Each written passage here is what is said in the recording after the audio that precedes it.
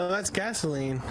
Stunning video here shows a woman appearing to pour gasoline on the childhood home of Dr. Martin Luther King Jr. in Atlanta. She was stopped by Good Samaritans, which included a pair of retired New York City police officers.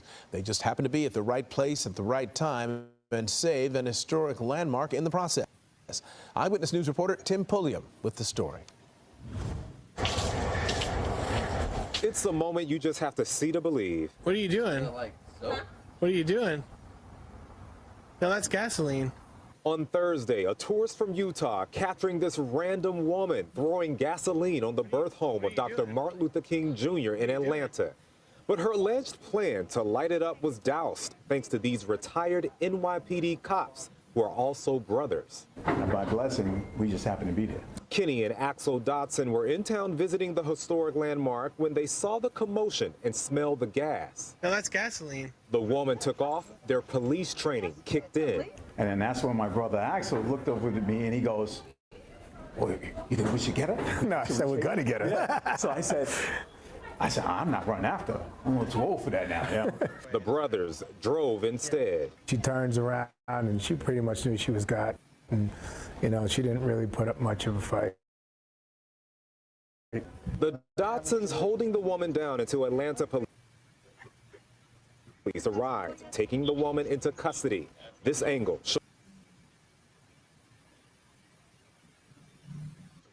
shows one brother giving police her alleged lighter to set the home ablaze. The King Center, a nonprofit dedicated to preserving King's legacy, thanking the Dotson brothers for their brave intervention. I just hope whatever the situation with the young lady is, you know, gets taken care of, and, you know, that we heard that she's that she's a veteran, and, you know, mental issues, you know, and of course it doesn't excuse what she did, but, you know, there's some stuff going on there. Police say the woman is now charged with second-degree attempted arson and interference with government property. Dr. King's home was built in 1895 and is now a museum. Tim Pulliam, ABC 7.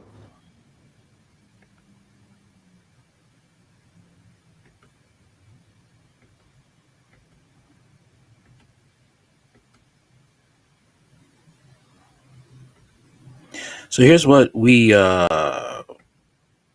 a hard time finding about her. Okay, woman 26 who tried to burn down Martin Luther King's childhood Atlanta home is identified as decorated Navy veteran Lanisha Henderson, who received medals for good conduct. Why would a Navy veteran be doing this? A female military veteran who tried to burn down Martin Luther King's childhood home by pouring gasoline over the front porch has been identified. Lanisha Henderson, 26, has been pictured for the first time since she was prevented from torching a historic building by tourists visiting the landmark. The decorated Navy veteran from Brandon, Florida, has been charged with attempted arson and interfering with government property over the incident following her arrest Thursday. She was also seen trying to yank the screen door off the front of the property, which was built in 1895 and was MLK Jr.'s home until he was 12. She was prevented from setting the Atlanta home ablaze by bystanders who saw her dousing the property's windows in gasoline.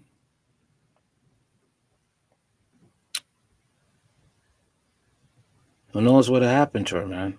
Who knows what she dealt with or what she found out about Martin Luther King? A lot of, there are Black people who have found out the truth about Martin Luther King, and that he wasn't who he claimed to be, that he wasn't this freedom fighter, he was really just a puppet, just like Barack Obama. Martin Luther King was really Barack Obama before there was even Barack Obama. You could do the research for yourself, and you will see that Martin Luther King was not who he claimed to be. And he basically ruined life for Black people in America than he did help them. Henderson's Facebook page states she is from Atlanta and lives in Tallahassee, Florida. The Alfalfa High School graduate enlisted in the Navy for 4 years and was given medals for good conduct, according to the Atlanta Journal-Constitution. Passing tourists intervened once they saw Henderson try to ignite a lighter on the lawn, with 2 visiting cops from New York ultimately restraining her.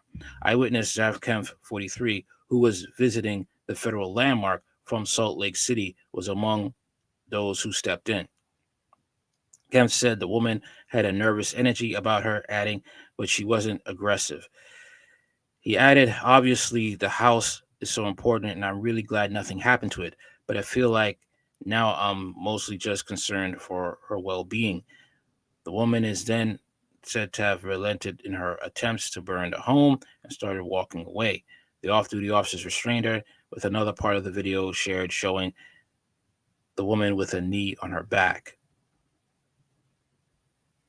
Atlanta Police Chief Darren Schellenberg said the Good Samaritans had helped save an important part of America's history tonight. Shortly after her arrest, the woman's father and sisters arrived at the scene. They said that they had been trying to track her down because they were worried about her and found her through a tracking app on her phone.